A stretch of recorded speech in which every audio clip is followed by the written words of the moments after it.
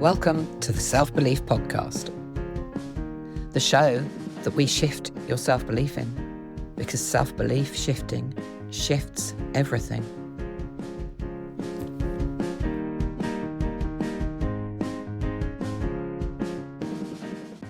I want to share with you my continued writing prompts, because this is one of the simplest ways I know to understand yourself when talking and thinking haven't helped.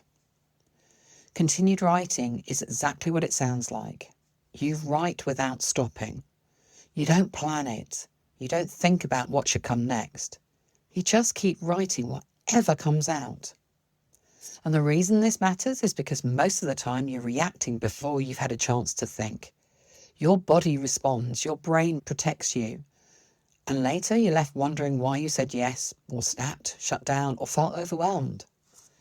Continued writing gives you time to slow down that reaction, time to see what's actually happening underneath it. It works because you don't stop to edit what you say to yourself. You don't pause to explain, and you don't make it sound right. You just keep writing. Because this time is just for you. Nobody else gets to see what you write. It's for your awareness and growth only. And in that space, your brain finally gets room to pause. Not to be told what to think, not to be encouraged, but to slow down enough for what's really there to come through.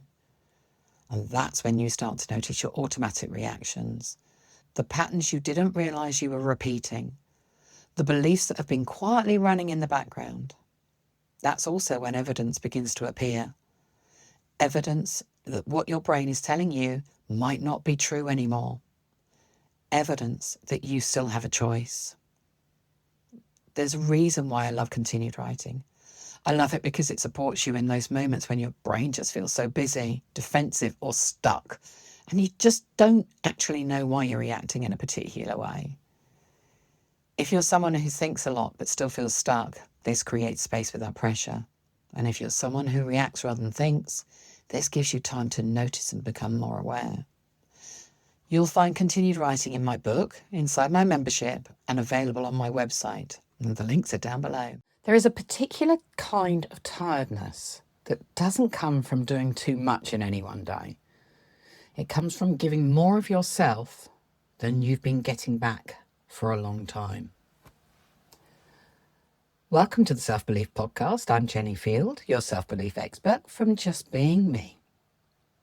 And today, I wanted to talk to you about that feeling of being done. Not the burned out, not overwhelmed in a dramatic way, just that feeling of, I can't do this anymore. Because it doesn't arrive suddenly. It builds quietly. Because at first, you cope as you always have. You manage what's in front of you. You respond to what's needed. You tell yourself you'll rest later or things will be easier once this phase is over. But over time, something starts to shift. Things that never used to bother you begin to irritate you. Conversations feel heavier. Requests feel more demanding, even when they're just reasonable ones. You start wanting space, not because anything bad has happened, but because you feel full.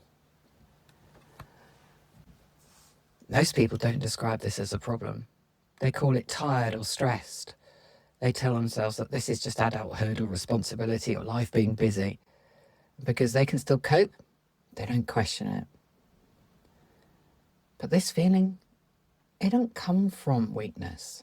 It comes from the accumulation of everyone else's stuff.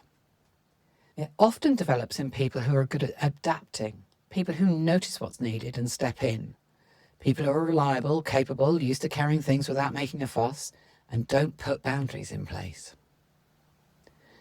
When you're that person, and I was, you don't pause to notice whether you want to do what's being asked.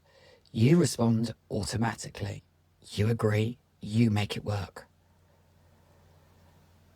At the time, it doesn't feel like a choice. It feels like a responsibility, like being reliable, like keeping things steady for everyone else. And sometimes it even feels like a validation of who you are. When you've been criticised or corrected for a long time, being needed can feel reassuring. It can feel like proof that you're useful, that you matter, and that you're finally doing something right. For me, this showed up as letting people override me. Not because I didn't have opinions or preferences, but because I wanted to be accepted.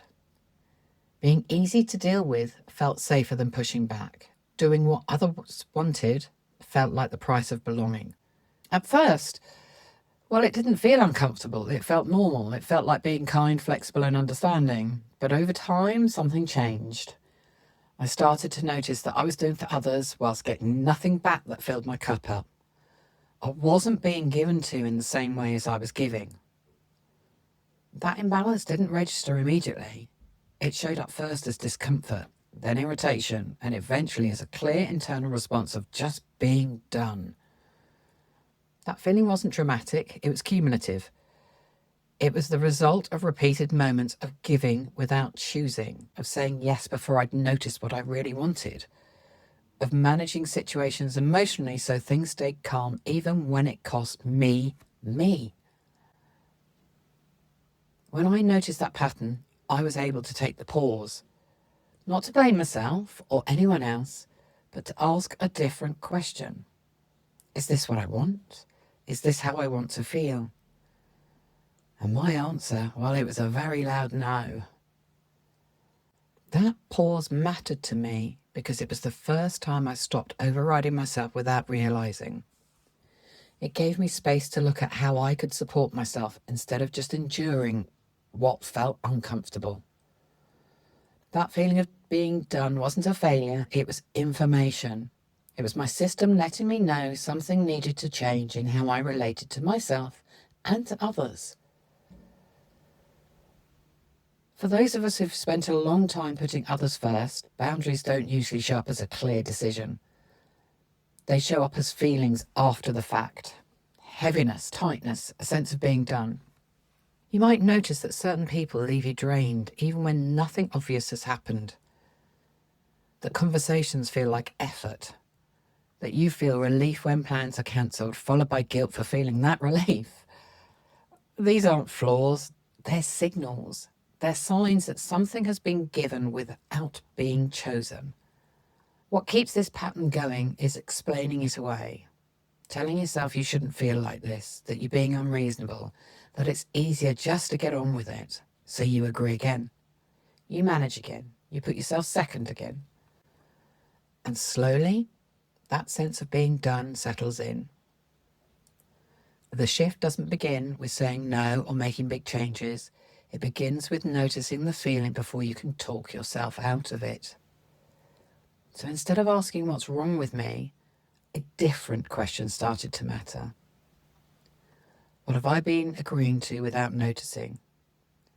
What have I been carrying that isn't actually mine? And those questions don't need immediate answers. They simply bring your attention back to you.